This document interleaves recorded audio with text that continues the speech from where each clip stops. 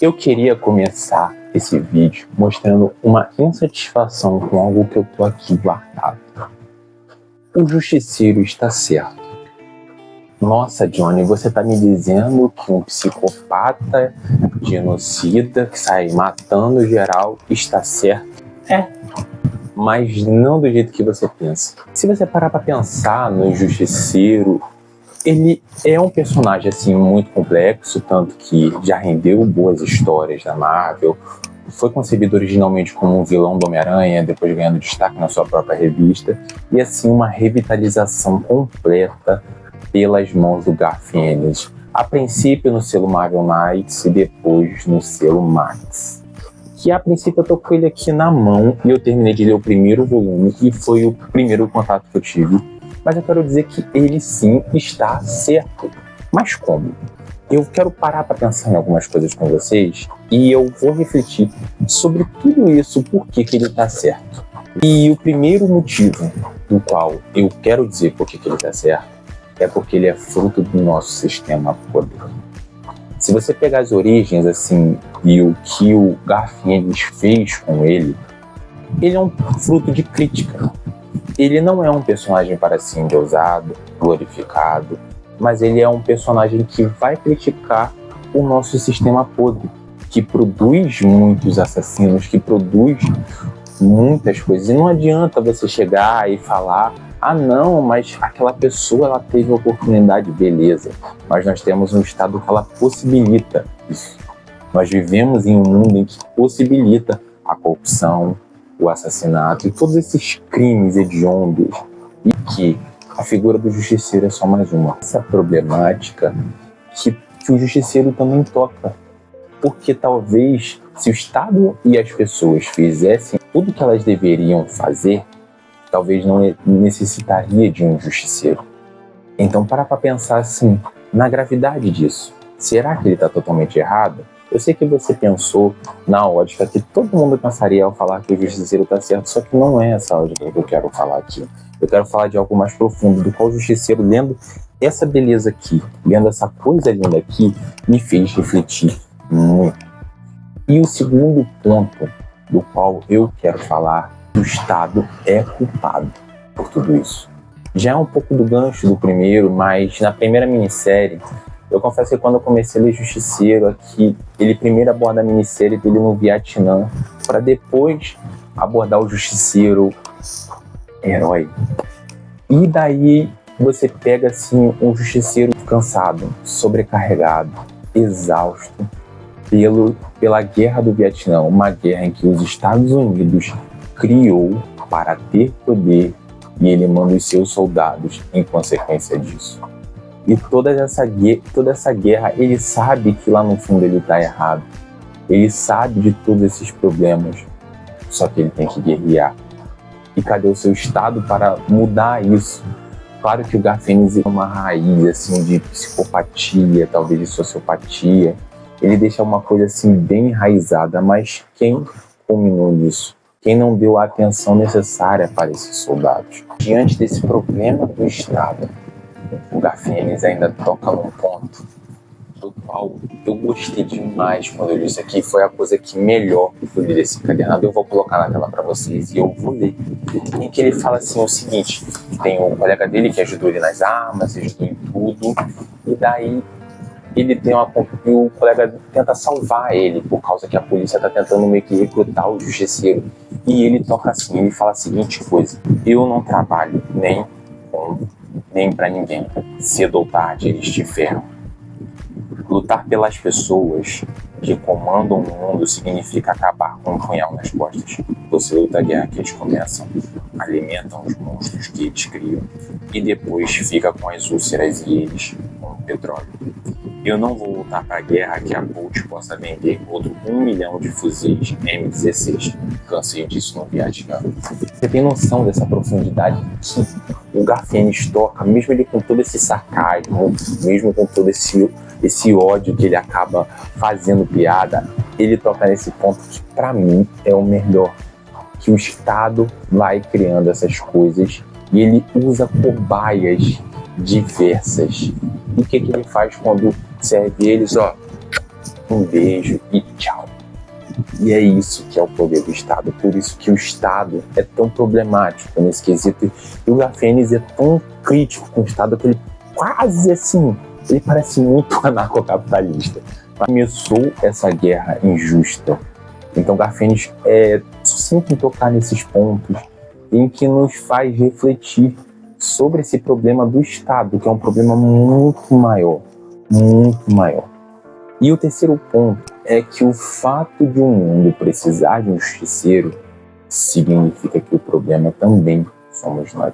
Você para pensar, a narrativa heróica, ela tem alguns problemas que nós ignoramos, nós pegamos inspirações, foi criado por motivos belos, além de motivos infantis, mas surge uma problemática que todos nós esquecemos por causa do fantástico, que é a necessidade de vigilantes, de heróis.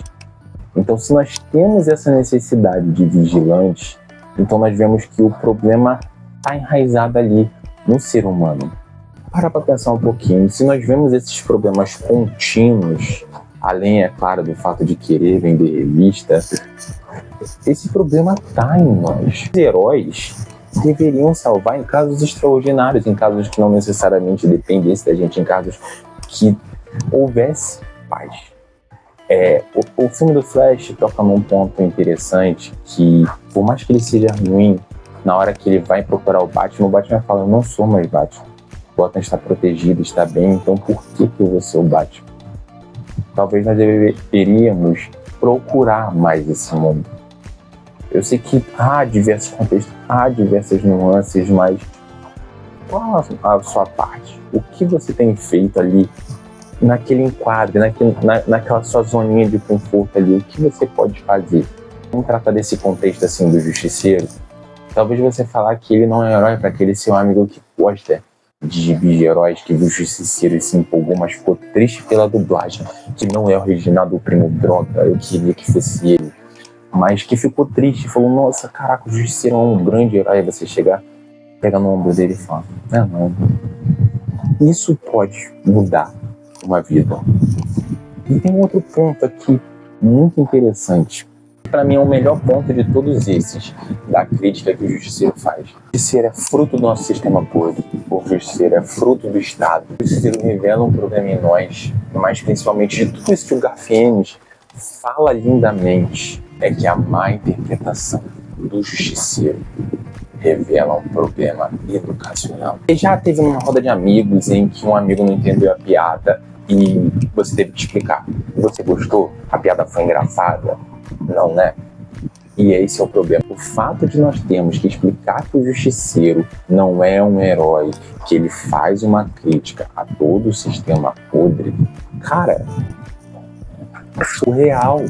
Esse é um problema assim, você não pode falar que é só do Brasil, porque tem um monte de gente lá fora que também idolatra o justiceiro.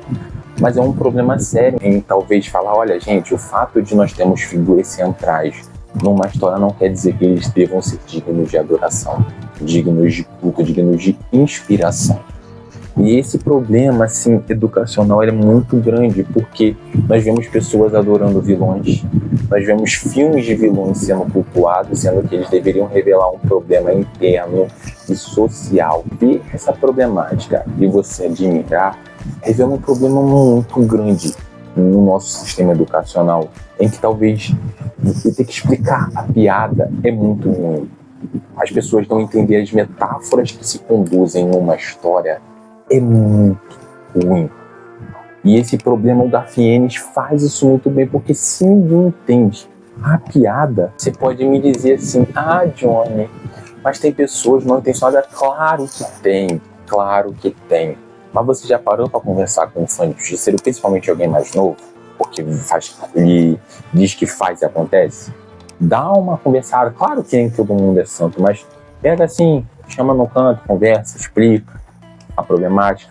Eu já fiz isso, dá certo. Tem pessoas que dá certo. Chave de ouro, eu vou botar essa thread aí que meu amigo Manuel Taylor teve que escrever. Frank Castle desenhou a caveira do justiceiro como símbolo da justiça. Gente, não. O justiceiro nasceu nos quadrinhos como um vilão, um antagonista contratado para matar o Homem-Aranha.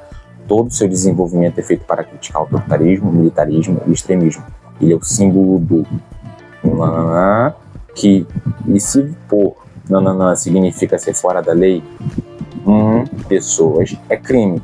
Ele mesmo deveria estar nessa lista. Entendam seus personagens. E esse ponto já vai de gancho com o ponto que eu quero falar, que eu já dei uma pincelada ali. Que, pelo fato de nós termos essas como capa, como representantes de filme, de revistas, com séries titulares, ele não necessariamente deve ser admirado. Desde o Olimpo, em que a gente tinha o panteão de deuses gregos, de inspiração para a vida, para o modo de agir, ou até para a adoração. Mas esses modelos nem sempre devem ser cultivados. O fato de Zeus pular a cerca toda vez e ter filhos fora do casamento não te dá direito de você abandonar a sua família.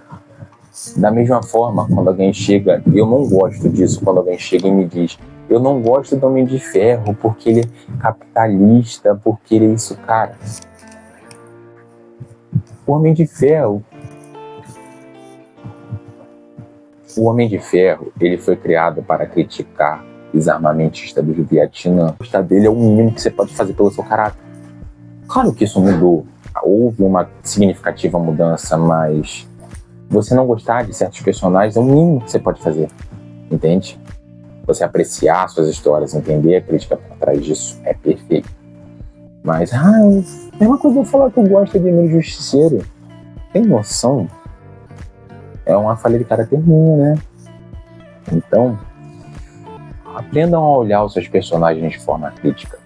Não sejam pessoas que não sabem ler os quadrinhos, que só passam pelas letras, que esquecem a interpretação de texto, esquecem a crítica por trás disso. Eu me lembro de um vídeo que eu fiz que eu pincelei isso. Mas é quadrinho de herói, não tem problema. Claro que tem, você tem que entender a crítica por trás daquilo.